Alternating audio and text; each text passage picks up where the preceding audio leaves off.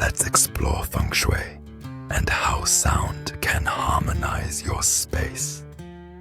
Feng Shui teaches us that everything carries energy, including music and tones. Placing wind chimes near entrances, playing gentle music, or even adding singing bowls can uplift the energy in your home.